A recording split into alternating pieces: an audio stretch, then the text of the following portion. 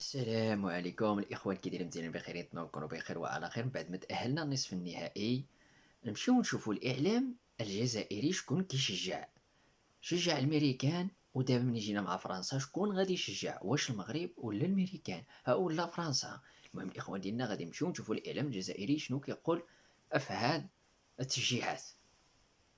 الولايات المتحدة يعني تنظيم محكم يعرف الكرة جيدا، وشفنا كيفاش يلحق المنتخب الولايات المتحدة يبقى واحد من أفضل في العالم. المنتخب المغربي سيواجه المنتخب الولايات المتحدة الأمريكية. المنتخب الأمريكي قوي في كل الخطوط، حارس مرمى من أحسن الحراس في العالم، دفاع وسط ميدان. هو المنتخب الفرنسي انه اقوى من المنتخب المغرب في كل الخطوط وحتى في التوازن. شعر انه المنتخب المغرب ما عندوش توازن كبير في الخطوط الثلاث، عكس المنتخب الفرنسي اللي قوي جدا كمنظومه كبلوك قوي جدا سواء في الناحيه الهجوميه او في الناحيه الدفاعيه. حبيت منتخب فرنسي تفوز ضد المغرب، النتائج في صالحه. نصف نهائي مونديال هو انه لما تشوف لاعبين منتخب فرنسا فوزي موسوني متعودين.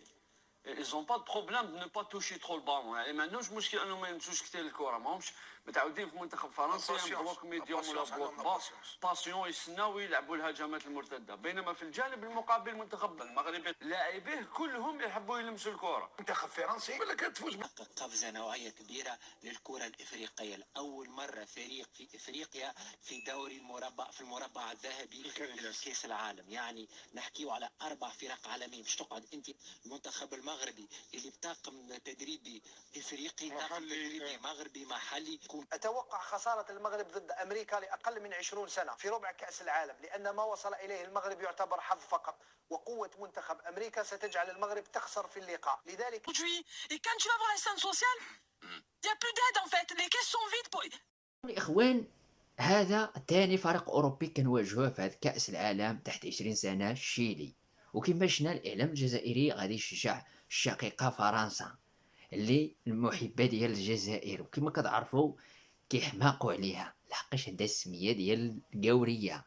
المهم الإخوان ديالنا واللاعبين دابا غنطلبوا من اللاعبين، المهم كما قلنا في أول مقابلة في المجموعات، قلنا إلا خسروا اللاعبية غنلصقوا في وهبي، وإلا خسر وهبي غنلصقوا في اللاعبين. هنا ضد فرنسا سكم ضروري ديروا شي شكيلة مع التشكيلة وعطيونا المواهب الدراري تيكي تاكا حتى للشبكة. وما تخافوش، دجاجة فرنسا ما كتعاطش. جبدوا البيض وجيو بحالكم، جبتوا بيضة عندكم جائزة، جبتوا 2 بيضات عندكم بزاف ديال الجوائز. غير فوزوا على فرنسا وخلي صحابي الطاسة.